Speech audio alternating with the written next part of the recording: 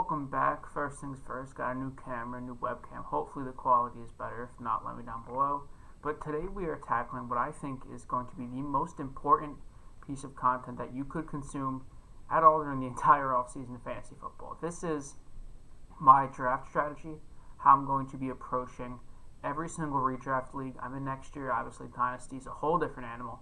But I think this is going to be the key to putting yourself on the right path to winning your championship.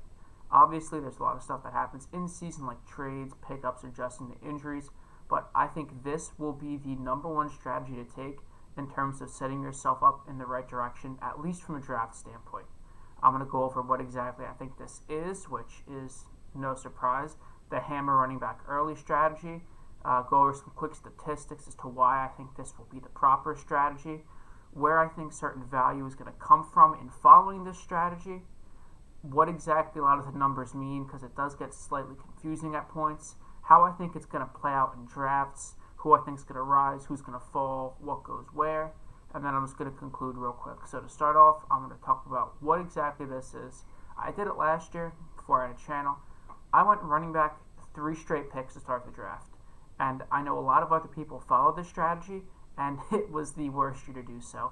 It absolutely backfired because CMC, Saquon, the second half of Zeke's campaign, Clyde Edwards-Helaire, Josh Jacobs, Nick Chubb, Austin Eckler, Miles Sanders, Kenyon Drake, Chris Carson, Todd Gurley, Joe Mixon, Leonard Fournette, depending on when you drafted, James Conner, depending on where you drafted, were all catastrophic failures to varying degrees.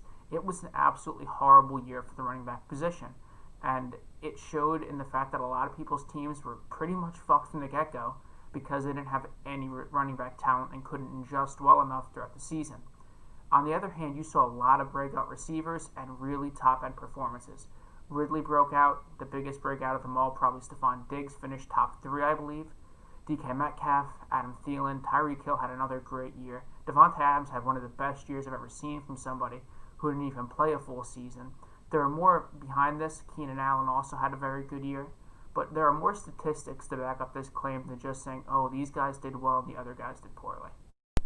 On to those statistics, 2020 was the second time in the last 30 years that 2 or fewer players rushed for 1,200 yards or more. The last time was 2015. So if you want to look at ADP, I'm doing this with what's available was full PPR. A little shaky when you go back almost 6 years for ADP.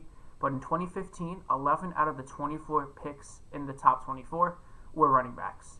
After that catastrophic year that mimicked this year in 2016, 9 out of the 24 picks were running backs. But the places these players were picked actually changed. 4 out of the top 5 picks in 2015 were running backs, while only 2 out of the top 5 in 2016 were running backs. Same amount in the top 12 first round for whoever's in a 12-man league. And a majority of those picks in 2016 came in the second half of that round of picks. Following that up, you had 2017 after running backs bounced back and receivers kind of regressed to the norm. 12 out of the first 24 picks were running backs. So an even higher number than 2015 when people went all in on certain guys. So in 2020, what you had was a ridiculously high number where 14 out of the first 24 picks were running backs. 4 out of the top 5 and 8 out of the top 10. This I used Fantasy Pros half PPR ADP. 4 out of the first 5, 8 out of the first 10 were running backs. And I think what you see happen in 2021 for drafts, you might see it in certain mocks, is that I think around 10 running backs are taken in the first 24 picks. You see certain guys get pushed back and pushed out, like Miles Sanders. I think Austin Eckler could get pushed out. Who knows with Aaron Jones, depending on what his contract situation looks like, where he even lands. And I think amongst having people drop out, I think places change. Guys like Stephon Diggs, Devontae Adams, Tyreek Hill, Michael Thomas, because people are going to remember what he did when he was healthy. DeAndre Hopkins is going to rise back up after the fall because people thought he would suck on the Cardinals. Travis Kelce and George Kittle might rise up because of how important people view the tight end position, but today I'm going to focus more on the difference between running backs and receivers. All of these guys and more, possibly a guy like A.J. Brown, are all going to start to rise in ADP compared to last year, and they're going to push some of these running backs down the board. So a guy you could get maybe late first, early second last year, like a Nick Chubb, might be a mid-second, late second round pick if you're lucky. And I think that's where the value in drafts is really going to start to come. And this is where I think this strategy really shows its merits. So I'm going to walk you through real quick the point per game difference from the running back 1 and wide receiver 1 compared to the 5th best player, 10th best player, and 13th best player at their position. I picked 13 because that is the dropping off point between the whatever position 1 tier and the whatever position 2 tier. In this case, it's running backs and wide receivers. So this year, the running back 1 compared to the RB5 averaged 6.302 more points per game. Compared to the RB10, the RB1 averaged 8.55 points per game more. And compared to the RB13, the RB1 averaged 9.6 more points per game. When you look at this for wide receivers, compared to the wide receiver 5, wide receiver 1 averaged 4.41 points per game. Wide receiver 10 comparatively, wide receiver 1 scored 5.46 points per game. And compared to the wide receiver 13, the wide receiver 1 scored 6.3 flat more points per game. Now, I know that's a lot of numbers. To keep it very simplified after that, the difference between having the wide receiver 1 and the wide receiver 13, the best possible receiver you can have and the best wide receiver 2 you can have, is slightly less than the difference between the running back 1 overall and the running back 5. These are both top-end RB1s, top half. And the difference between 1 and 5 is as great between the best receiver on the year and the best wide receiver 2 on the year. There's a very big difference in value already, and this continues when you look at 2019. In fact, it only steepens. So same thing, RB1 compared to 5, 9.21 more points per game. Compared to RB10, 12.19 more points per game. Compared to RB13, 12.83 more points per game. You're basically averaging, in addition to these positions, another player's worth of production. Granted, this was the year where Christian McCaffrey went absolutely nuts, but given what he can do when he's healthy, I don't think another year like that is completely out of the question. So you want to look at what wide receiver 1 did. Compared to the wide receiver 5, 5.16 point per game increase. Compared to wide receiver 10, there's a 5.86 point per game increase. And compared to wide receiver 13, there's a 6.51 point per game increase. The drop-off from running back 1 to running back 5 is 1.5 times more than the drop-off from the wide receiver 1 to the wide receiver 13. There is such a drop in points scored and value concurrently from one, the highest scoring running back, and another guy in the top half of RB1s than there is a wide receiver that's in an entirely other class of his own compared to the other guys. It's absolutely insane, and it kind of starts to highlight the top-heavy nature of the running back position. So, to kind of summarize that a bit, the drop-off from running back 1 to running back 5 is more points, and was even more points in 2019, was just as many points, a little more this year. Running back 1 to running back 5, more of a drop-off than wide receiver 1 to wide receiver 13. If you want to compare this value where you can see that there is a very clear difference between these positions and how deep they are, the wide receiver you grabbed in the 32 spot, so late 3rd round or early 4th round, had as much drop-off from the guy you took at the 4th overall pick on average. So Michael Thomas you drafted at the 4th, there is about as much drop-off from him to the guy you took at pick 32 as there was from the running back you took at 1st overall compared to the guy you took at 5th overall, roughly going off ADP 6th overall, given that Thomas would be 4.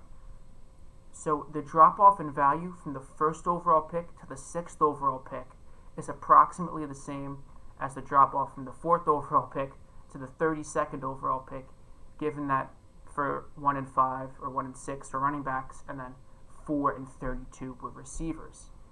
To me, this shows you the importance of securing or at least targeting repeatedly high-end running back talent, because there is such a steep drop-off within the RB1 tier alone. In receiver, as we all know, there is that depth. You can hammer it mid-rounds, late rounds. You don't need to go early picking a guy like Devontae Adams, Tyreek Hill. When in the mid-rounds, there's a guy like Robert Woods, Allen Robinson, Tyler Boyd, if you're talking later, that you can get that will return just as much value, so you can save those early picks and use them on guys like Austin Eckler and Nick Chubb, because you need to continue to take shots at a high-end running back. That drop-off is just absolutely massive. And I think this will kind of be the opposite of what happens in drafts, actually. As I mentioned before, I think people are going to come into this year feeling burned by the running back position. Can't say they're wrong in feeling that way, but I feel like their feelings are going to get in the way of what is a very strong drafting process. The value is there for running backs to take them early and take them often. You simply need to take as many shots at high-end running back talent as you can to try and make sure your team is a championship contender. You can always wait on wide receivers. However, the narrative is going to be about these guys who are coming off great seasons. Diggs, Adams, Hill, A.J. Brown's a riser, Metcalf's a riser, Ridley. Adam Thielen even had a pretty damn good year. Justin Jefferson's going to be a hot name on a lot of people's minds. These are all guys that are going to rise. And I'm not saying they don't deserve to rise, because they were very good this year and they finished very well. But where you would take them on average in the back end of the first, mid-first, second round, it simply isn't worth it from a value perspective. But when these guys rise, somebody has to fall. So you will see more of these running backs in the 6 to 12 range. Like I said, Chubb and Eckler, they're two guys that I'm probably going to be trying to acquire literally everywhere in all of the leagues I'm in. Because the narrative is going to be that running backs burned you, you need to go receiver heavy to make sure your team is set. Running backs are going to fall. And the value has always been in taking running back early and taking running back often, so you can at least try and guarantee yourself one top-end guy. You're never going to need a top 5 wide receiver to anchor your team. Sure, having a guy like Michael Thomas when he had that absolutely historic season last year would be nice. It's simply not necessary, and the right move from where you would take Michael Thomas on average, it's almost always better to go running back because of the value that will be there and the shots you need to take to get yourself top-end running back talent. If you go wide receiver earlier on this year, let's say rounds 1 or 2, you take Hill, you take Michael Thomas, some of those guys, you're going to be stuck at running back. You're going to have to settle for guys like Melvin Gordon, Chris Carson, James Conner, David Johnson. This group of guys who just simply aren't good enough to be your running back one. And if they are your running back one, you're in deep shit. I know some people would say, I'll take them to trade them. If you're going into the draft with the idea that you're going to take somebody to trade them, your process is already wrong. You need to see the value that comes in drafting running back early and often and how they're going to fall in ADP because people are feeling burned and they're going to be obsessed with the shiny new toy of all these receivers, how they're going to rise. You need to pounce on the value for running backs. If a guy like Nick Chubb is there for you at all in the second round, that is a must-take pick. He was amazing this year. I believe he was still a top 10 fantasy running back with only 10 or 11 games played. If you can get a guy who over a full season is highly likely to deliver you at least a top 5, if not top 3 season in the second round, you need to pounce on that. That's insane value, and the difference between Nick Chubb and, let's say, a Melvin Gordon is far vaster and far wider than the difference between, let's say, Michael Thomas and maybe an Allen Robinson. There's just too much of a drop-off from the top-end running back to even the mid to low running backs between any of the top 15, 20 receivers. You need to hammer running back early, and you need to hammer them often. So to kind of reiterate and go back over what I said one more time, I know it was a bit confusing with all the numbers and the stats and the points per game. There is not a big enough drop-off between top-end receiver talent and that mid to high receiver talent to justify taking receiver super early in drafts, round 1 and round 2. But the drop-off from even the running back 1 overall to the running back 5 overall is very noticeable. It's more than the gap between the wide receiver 1 and the wide receiver 13. So you need to take as many shots at top-end running back talent as possible. And because of what happened this year with the running back position burning absolutely everybody, pretty much no matter who you took, you were getting burned in some capacity. People are going to start to fade running backs. The narrative is going to be fade running backs, take receivers. They're going to be more consistent. They'll be there for you. Running backs just burned you. You're not going to want them. And people take emotional attachment in fantasy, and they're going to listen to that and be like, damn it, I need to get a receiver. I need A.J. Brown. I need Devontae Adams. Sure, those are nice to have, but they're not going to be real league-winning guys. I know it's a very disputed term. Taking Devontae Adams or A.J. Brown, we'll say A.J. Brown in the second round, is less likely to win your league than taking a guy like Nick Chubb or Austin Eckler, purely because of the value difference in top-end running back talent to even mid to high running back talent. What you should do, obviously, this isn't concrete. I think that there is flexibility needed in every draft, and sometimes things pop up and you must adjust on the fly. I think just going in, your baseline strategy should be to probably grab running back with your first 3 picks.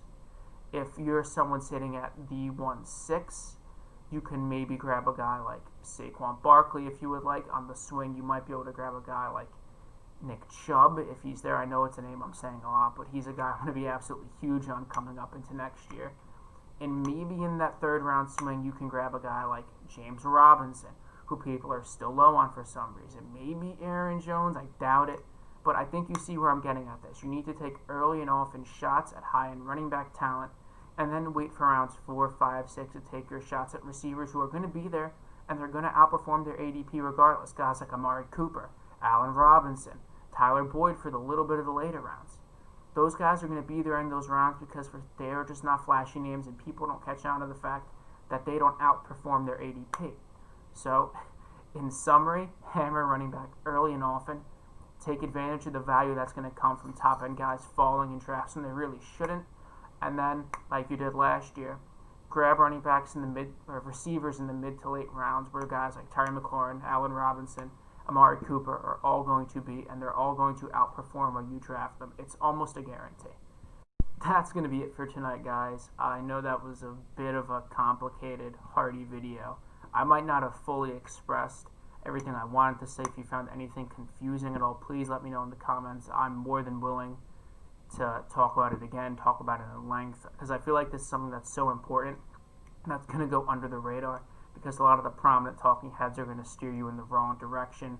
The right direction this year especially is going to be hammer running back early. The value is there. That's the main takeaway from this video, is fade the public, don't reach on receivers, grab running backs early and often. I'm talking first 3 rounds if the value is right.